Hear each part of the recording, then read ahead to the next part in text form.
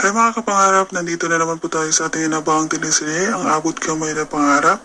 Ang nakaraan dahil sa mga pinagsasabi ni Aling Susan, nag-walkout si Zoe at ayun, nakarating sa bahay ni Aling Melba. Ito na nga po, nakiusap si Zoe kung pwede daw makipag-charge siya. Tinuro naman ito ni Aling Melba.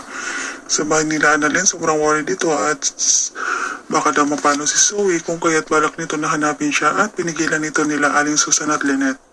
Sinubukang tawagan ni Annalyn ang CB ni Zoe at sinagot naman ito at dahil naka-loudspeaker nang sinabi ni Annalyn na nag-aalala na ang tatay at nanay nito kung kaya't biglang nagalit sa Aling Melba, tinago nito ang CP kay Zoe at napasigaw si Zoe ng Aling Melba at narinig iyon ni Annalyn. Kung kaya tinanong nito ang lola niya na kung may kilala ba itong si Aling Melba at dali-daling binigay ni Aling Susan ang address kay Annalyn. Pero bago umalis si Annalyn, sinubukan nito tawagan si Tatay RJ nito kung nakita ba nito si Zoe at sinabi niya na hindi at nabanggit nito ang pagpunta ni Moira doon kung kaya't naitanong nito kung may nagawa ito pero wala naman at hayaan na lang daw. Kung kaya dali-dali si Doc RJ pumunta sa bahay nila Lynette at gulat sila Lynette na may kumatok at ito ay walang iba kundi si Dr. RJ. Sabay explain kung ba't doon siya, tinanong kung may nagawa bang masama si Moira sa kanila at sinabi nito na wala naman. Ito naman si Aling Susan nagpaalam na puntahan si Annalyn sa kwarto nito at ipaalam na nandyan ang tatay nito at siguradong matutuwa daw ito. Pero nang pagbaba nito, gulat si Lynette at nang sabihin nito na wala si Annalyn sa kanyang kwarto kung kaya't nagpa siya silang tatlo na hanapin ang dalawa. Samantala, palakad-lakad si Annalyn hanggang makarating sa bahay ni Aling Melba at pagkatok nito sabay bukas ng pinto ni Aling Melba at gulat ito at si Zoe.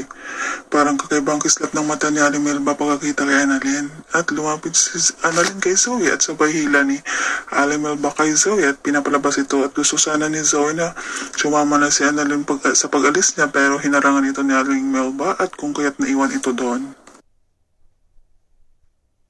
Pagdating ni Zoe sa stress, gulat si Moira sa itsura ng anak na parang hinabol ng 10 aso kaya't nag-explain si Zoe at sinabi sa mami niya na nandun pa daw si Annalyn at parang may kislap ang mata ni Moira sa tuwa at sinabi nito na hayaan mo siya doon at sabihin mo na wala kang alam. Ako Moira, lumalabas talagang kasamaan mo. Ito naman si Aling Susan at Lynette.